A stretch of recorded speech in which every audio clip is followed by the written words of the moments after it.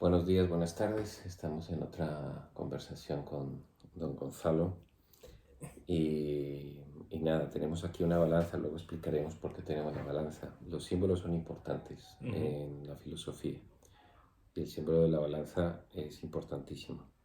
Y yo quería empezar preguntándole a Gonzalo, ¿qué te parece este dicho? Que es un dicho muy de nuestra sociedad, que es mejor dar que recibir. ¿Tú qué Sí. opinas? Buenos días, buenas tardes, don Daniel, depende del momento en el que estéis viendo el vídeo. Mm, Un placer estar aquí contigo de nuevo.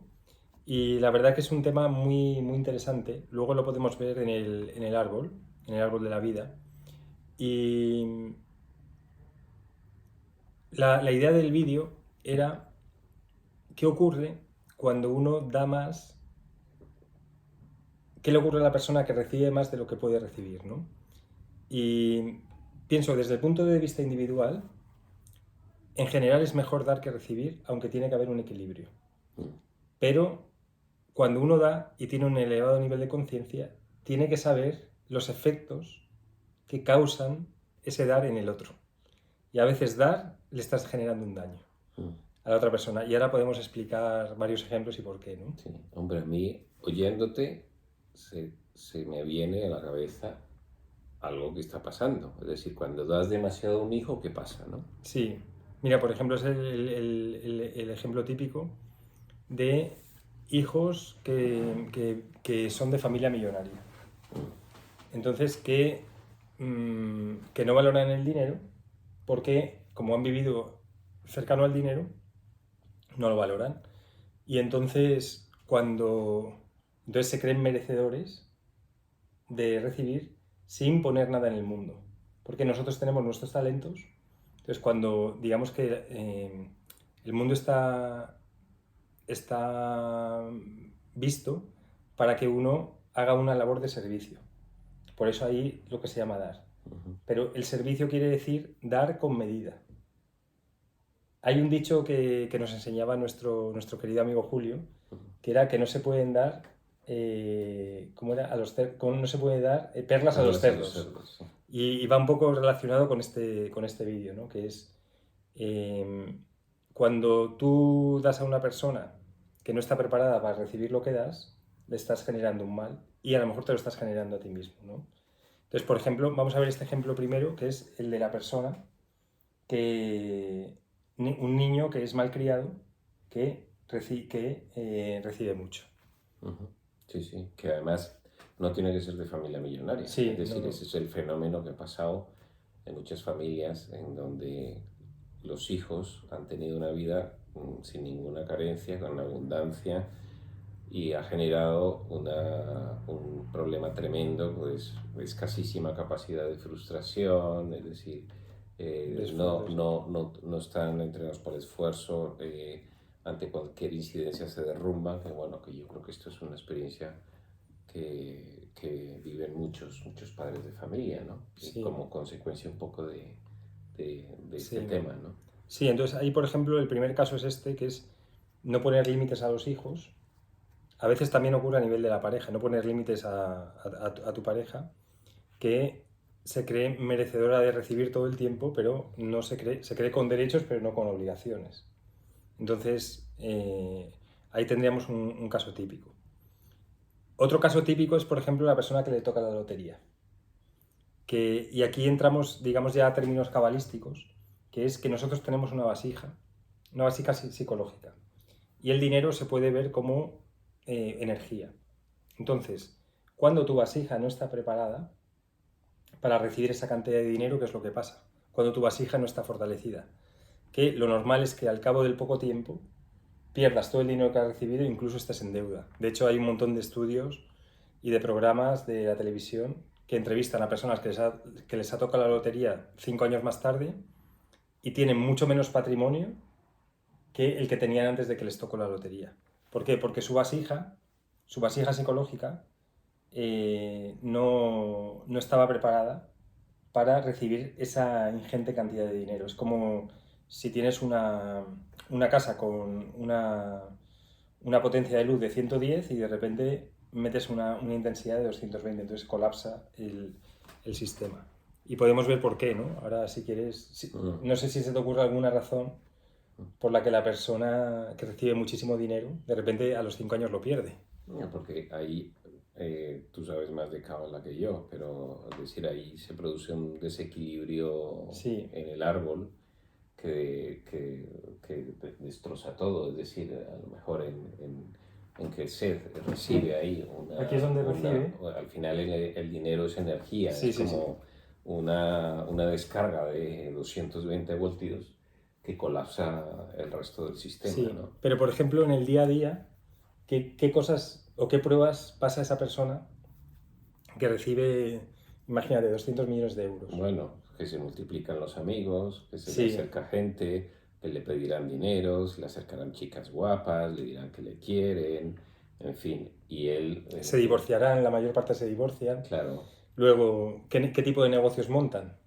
La mayor parte monta pubs, monta bares, monta discotecas donde vienen todos los amigos a a beber beber gratis. gratis, sí. Eh, la mayor parte se divorcia. Entonces, eso, por ejemplo, aquí en el árbol es Geset, que viene una energía increíble, y Geburah, que no tiene la disciplina suficiente como para discriminar ese dinero y a quién se lo da. Te viene el banco. Hay una cosa súper interesante que es que una vez que has recibido esa cantidad de dinero, imagínate 100 millones, el banco te ofrece otros 100 de préstamo. Porque dice, si tienes 100, métete en esta promoción inmobiliaria y te vamos a dar otros 100. ¿Qué ocurre? Que como la persona no tiene ni idea de promociones inmobiliarias, a los 5 años ha perdido más del 50% y debe los 100 más los 100 que había puesto. Sí. Ahora, tú Se antes pierde. comentando, tú me decías una cosa que me parece muy interesante, que es que la persona que da más de lo que recibe, en el fondo lo da por una falta de cariño, ¿no? Sí, a Una ver, en el mundo espiritual esto es algo que yo he percibido, pero también puedes observar si lo percibes tú. Las personas que viven en un mundo espiritual tienden a ser más generosas, porque digamos como que vivimos en una... o recibimos la gracia y entonces esto nos hace ser optimistas y tenemos una tendencia a dar más. Eso por un lado. Entonces, normalmente las personas espirituales suelen ser más caritativas, más generosas, más magnánimas, tendemos más a perdonar, ¿no? Pero eso por un lado. Pero luego puede que haya un desequilibrio psicológico donde la persona ponga la excusa de ser espiritual porque no sabe poner límites. Y esto me he encontrado en muchísimos casos. Entonces, como no sabe poner límites aquí en Gebura, entonces dice, pues yo me hago espiritual. Y entonces permito que todo fluya. ¿Y qué ocurre? Cuando una persona vive en el lado derecho del árbol, se genera mucho caos. Entonces se necesita el lado izquierdo, que es el lado de la estructura, para poner límites. Entonces, una persona que tiene miedo al conflicto, que tiene miedo a que le rechacen, que tiene miedo a que le abandonen, empieza a decir a todo que sí, no pone límites. Y como eso no le va bien en la vida, dice, pues yo es que soy muy espiritual. Entonces empiezan a dar de más, pero en realidad es un engaño psicológico que están haciendo a sí mismos. Entonces su vasija, esta es la triada del alma, su vasija está desequilibrada. Y entonces, ¿qué ocurre? Que se creen muy espirituales, pero a nivel del alma su vasija está desequilibrada. Entonces empiezan a meditar, entra mucha más luz que viene desde aquí, desde Keter, y cuando llega aquí, como está desequilibrado, empiezan a sentir muchísima presión para que rectifiquen y equilibren. Y no lo hacen, no pueden hacerlo. Porque prefieren seguir en el modo dar. Entonces, yo no sé si tú te has encontrado, pero me he encontrado muchísimas... Yo es que abría mi casa, estuve abriendo mi casa durante 15 años que viniera todo el mundo a estudiar el árbol de la vida. Y venía mucha gente desequilibrada psicológicamente, pero que se creían espirituales. Y que precisamente tenían que equilibrar el dar y el recibir. Tenían que equilibrar, tenían que poner límites, tenían que, en el fondo, salir al mercado y saber decir que no. Que es muy difícil saber decir que no Sí. y poner límites. A muchas personas espirituales nos cuesta. Sí, que además nosotros creo que solemos confundir que el que poner límites es decir, que el dar es eso, amar, es ser cariñoso, pero realmente el amor verdadero se manifiesta cuando se ponen límites. Evidentemente es algo que es difícil de Sí, aplicar y es duro de aplicar porque al que le pones el límite, pues no le gusta que le pongas el claro. límite. Poner límites es un acto de amor, Mm, si lo haces bien. Entonces, al final tienes que ver, por ejemplo, estás educando a un niño, tienes que ver qué es lo que le va a venir bien a largo plazo.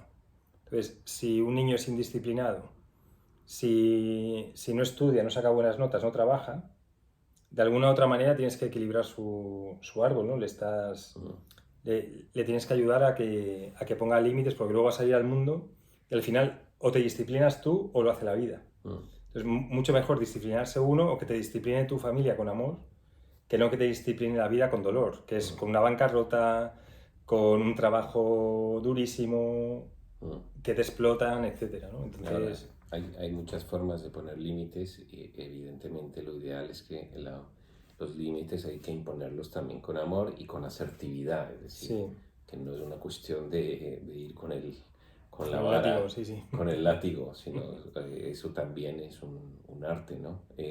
No solamente en el ámbito familiar, educación de los hijos, sino también en los otros ámbitos de la vida, en el trabajo, por ejemplo, o en el ámbito de las relaciones, ¿no? Luego hay una cosa muy interesante que es que la persona, todo el mundo vive desde un punto de vista subjetivo. Entonces, la persona que se acostumbra a recibir ya lo toma como un derecho. Entonces, eso que hace que no ponga sus talentos en el mundo y no se esfuerce.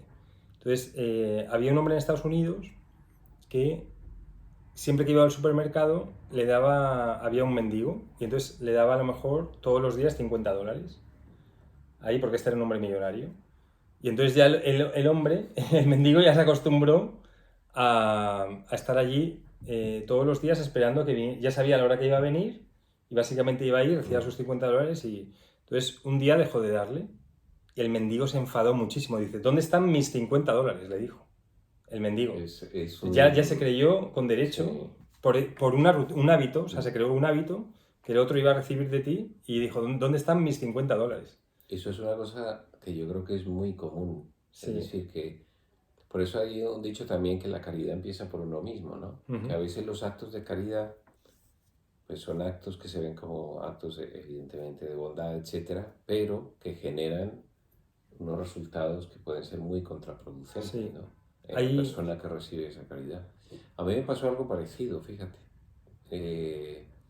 con una mujer que pedía en la calle y entré en el supermercado y le hice la compra para que tuviera comida, ¿no?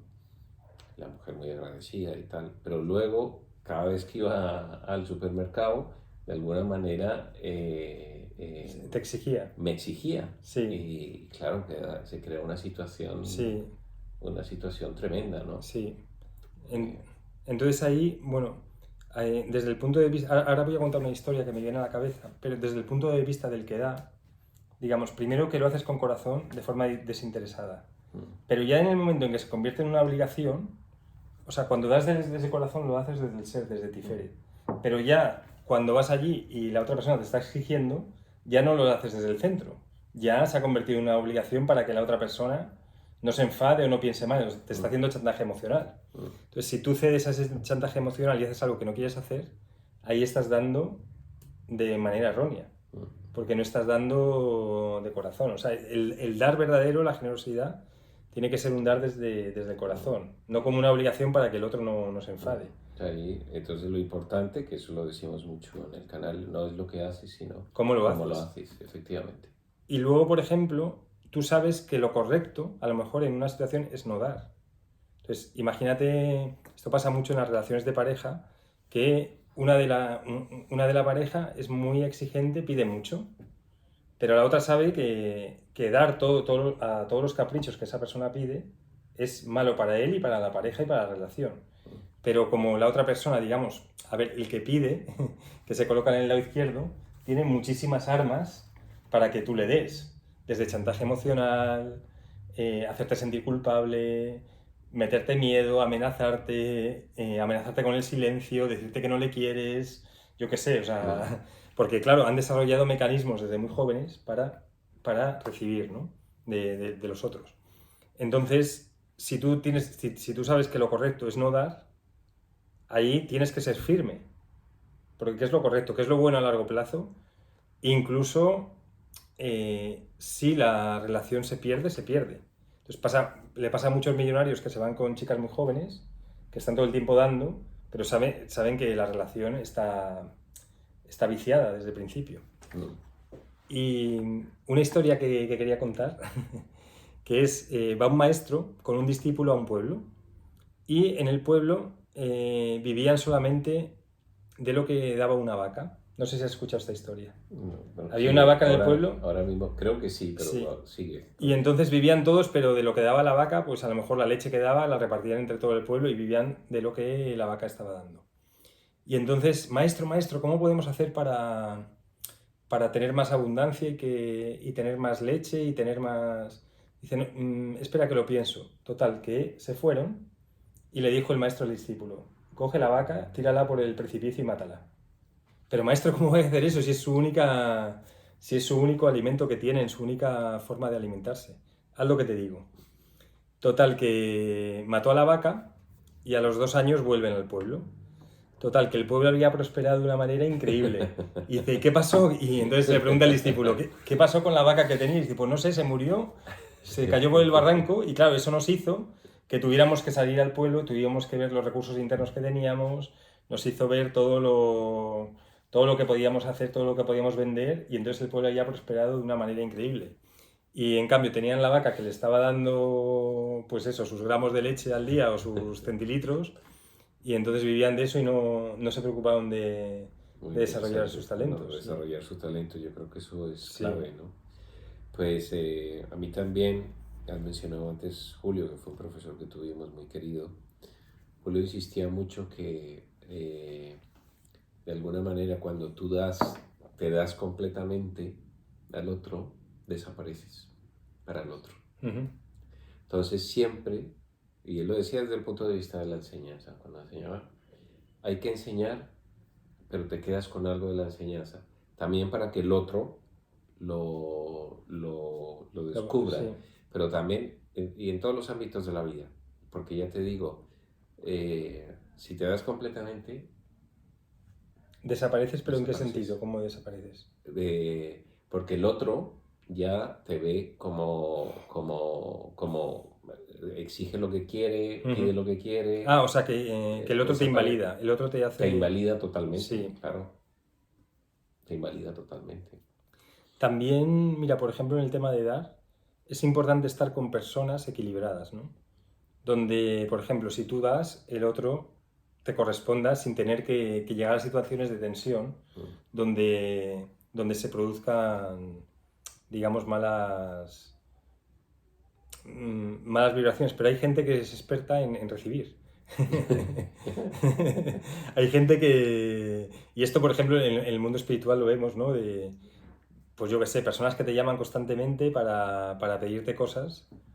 Ahora, pues se me vienen a la mente varias personas, ¿no? Pero, entonces, porque se consideran con derecho, o sea, nosotros para llegar a este conocimiento, pues cuánto tiempo hemos estudiado, hemos meditado, hemos aprendido, nos hemos caído, hemos enseñado, ¿no? Porque... Claro, y todavía estamos aprendiendo. Y estamos aprendiendo porque, claro, a medida que vamos aprendiendo... Y entonces hay personas que se creen con derecho, te llaman y les tienes que responder y aparte inmediatamente, si no se enfadan, ¿no? Entonces, bueno, parte de la enseñanza espiritual es aprender a tratar. Bueno, y tienes aquí Sí. tienes aquí una carta que se relaciona con una carta... Sí, bueno, es la carta de la justicia, La pero justicia, en realidad sí. es el equilibrio, Uh-huh. que yo creo que es fundamental, porque como veis, el árbol de la vida tiene tres pilares, ¿no? Uh-huh. Y al final de lo que se trata, como dices tú, el camino del héroe o el camino Sí. también del santo, es de equilibrar los dos pilares Sí. exteriores. ¿Para qué? Para que de alguna manera surja, o por lo menos se consolide o se manifieste el pilar central. Sí, la vía del centro. La vía del centro. Y la vía del centro, es la que nos lleva directamente a Keter, ¿no? Sí. Entonces, la vida en realidad es un juego constante de energías con los dos pilares, el de la misericordia, el de la severidad, el centro, misericordia, severidad, el centro, pero realmente el importante es la vía directa que conecta Keter con Malkut. Y esto tiene también un paralelismo con la columna vertebral y con el yoga. Sí. Es decir, en la columna vertebral, en el yoga, yo no soy especialista en yoga, están las dos corrientes, Siddha y Pingala, si mal recuerdo, que cuando se equilibran es cuando de alguna manera se manifiesta el Sushumna, ¿no? La Kundalini, que es la que lleva la iluminación espiritual. Por eso de alguna manera está aquí esta balanza y que nos lleva a la carta 8, que es la carta de lo que llaman el karma, es decir, que los acontecimientos que vivimos durante toda nuestra vida, ¿qué están haciendo? Equilibrando desequilibrios. Sí, exacto. Cuanto más conscientes seamos de ello, mucho mejor. Sí. Pero si no somos conscientes, los acontecimientos se irán repitiendo. De hecho, muchas veces en la vida los acontecimientos son circulares. Es como los planetas girando alrededor del Sol, ¿no? Vienen, pasan, dan una vuelta y vuelven a pasar hasta que de alguna manera los trascienden. Por eso es tan importante el equilibrio, y en este caso concreto, el equilibrio entre el dar y el recibir. Hay un ejercicio para saber si uno está dando correctamente, es observar cómo se siente y si hay algún pensamiento negativo o hay algún resquemor negativo. Entonces, por ejemplo, si vas a dar al mendigo y dices, otra vez le tengo que dar, ya ahí no des porque no lo vas a hacer desde el corazón. Cuando tú estás tolerando alguna situación donde te piden dar, que des, y realmente no quieres hacerlo, ahí lo que te está pidiendo la vida es que no des, lo que te está pidiendo tu alma. ¿Por qué? Porque en el fondo, si das, es para ocultar un miedo a una reacción del otro. Entonces, lo que te pide la vida es que te enfrentes a esa reacción del otro, que te enfrentes a esa descarga emocional, que seas capaz de decir que no con asertividad y mantener tu posición.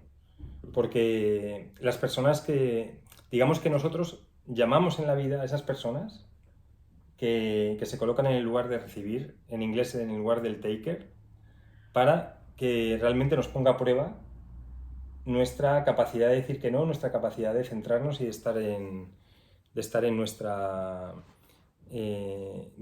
centro. Y esto es además súper importante porque cuando tú además das de más, el otro en el fondo se enfada contigo. Por dos motivos. Esto es súper interesante y esto lo podéis apuntar. Cuando dais mucho más de más a otra persona, la otra persona se suele enfadar por dos motivos. Él se enfada contigo porque en el fondo piensa que no se lo merece y se enfada porque él no ha desarrollado la vasija lo suficientemente fuerte como para recibirlo. Entonces le estás quitando a la persona todo el camino que tiene que llevar para obtener eso. Y luego se enfada contigo también porque en el fondo su chantaje emocional ha funcionado. Y entonces dice, esta persona es tonta. Y entonces es un enfado por decir, ¿cómo has permitido que mi chantaje emocional? Y entonces te deja de respetar. Entonces, cuando te empiezan a respetar, es cuando tú das con equilibrio. Esto, por ejemplo, a nivel familiar, a nivel de pareja. Y es muy importante tenerlo en cuenta. Pero si no, hacer la prueba. esto no es porque yo lo sepa que lo he leído en un libro. Esto es de la experiencia. Y yo he tenido casos que he dado muchísimo en algún caso. Y entonces la persona no solamente se ha enfadado, sino que encima ya me ha faltado el respeto y luego me dejó la cosa increíble. Sí. Lo que sí está claro es que al final la vida espiritual y la filosofía requiere de valentía. Sí. Porque hay que ser valiente pues, para saber decir no, para dar desde el alma, no desde la obligación, en fin. Requiere valentía y requiere vivir con mayúsculas, ¿no? Sí, por eso la vida en la ciudad, pues al final nos pone más a prueba porque si tú te metes en un monasterio, ahí el dinero no cuenta. el dinero no es no es una forma de intercambio. Entonces, el dinero no es el mal, sino es cómo tú lo utilizas, cómo las personas vienen, al final es el medio de intercambio que tú utilizas en la ciudad. Y es interesante también el concepto del dinero, porque al final no deja de ser una energía, ¿no? Una Sí. energía material, que fluye o no fluye, Sí.